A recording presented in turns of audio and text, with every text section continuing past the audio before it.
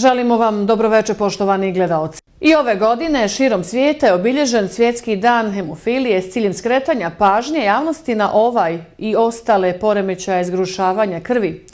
Radi se relativno o rijetkoj bolesti, a pretpostavlja se da u Europi živi oko 80.000 osoba s hemofilijom. U našoj zemlji preko kliničkih centara je registrirano 160 oboljelih, od kojih se njih 70 nalazi u Federaciji. Hemofilija je rijetka bolest koju karakterizira smanjena sposobnost zgrušavanja krvi.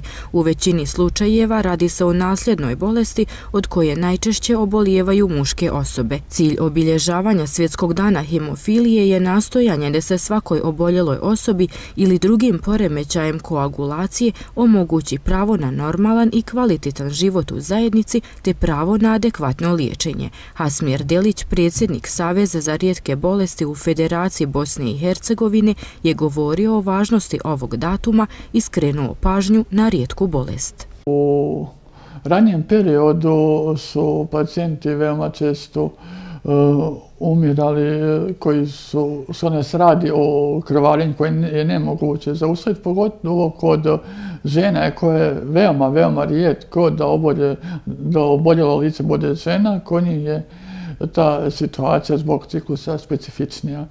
U Federaciji zadnje vrijeme liječenje od hemofilije je nešto kvalitetnije, recimo, jer u sklopu KC Kosovo imamo referalni centar za hemofiliju koji je certificiran od strane Evropske i Svjetske federacije za hemofiliju. Stvari i glavni cilj te federacije jeste da ti centri za hemofiliju pri kliničkim centrima u svim sredinama, bez obzira na ekonomski status zemlje, bude baš savršen kako bi taj usluga zdravstvene njege prema oboljelima hemofilije bila jednaka svugdje. I odatle je i naziv jednak tretman za sve pod kojim se isprovode kampanje, pa i u ovoj 24. godini. Za liječenje je potreban multidisciplinarni pristup iz više oblasti medicine, a pogotovo ako se dijagnosticira kod djece. Čest je slučaj da kod prvog vjerskog obrazivanja muške djece se dijagnosticira hemofilija jer je teško zaustaviti krvarenje. Od tad se pristupa već od pedijatrijskog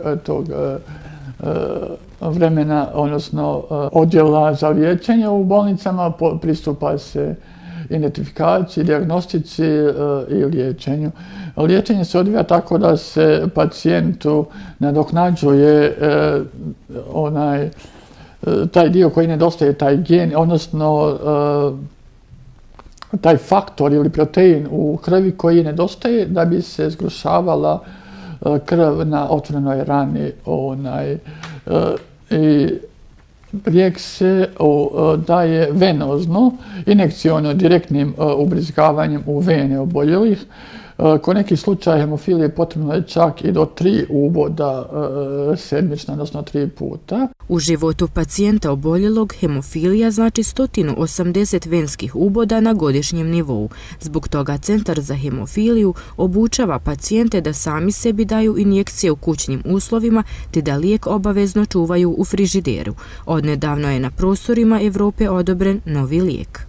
Kada bismo imali taj lijek, naglasio se radi o veoma skupom lijeku, tada bi za sve pacijente, ne samo u Federaciji, nego općenito u Bosni i Hercegovini, liječenje bilo daleko kvalitetnije i sam život. Mi vjerujemo da ćemo po uzoru na zemlje u okruženju i na dobar odnos naših saveza za rijetke bolesti, naše organizacije hemofiličara Bosne i Hercegovine i trenutnom otvorenom dijalogu između nas i Ministarstva zdravstva Federacije doći do rješenja, ako ne krajem ove godine, onda već u narednoj godini da ćemo i mi Hemlibro imati na esencijalnoj listi Zavoda zdravstvenog osiguranja. Glavni cilj Saveza za rijetke bolesti je udruženo djelovanje ka sistemskim rješenjima problematike oboljelih od rijetkih bolesti, a među njima i oboljelih od hemofilije.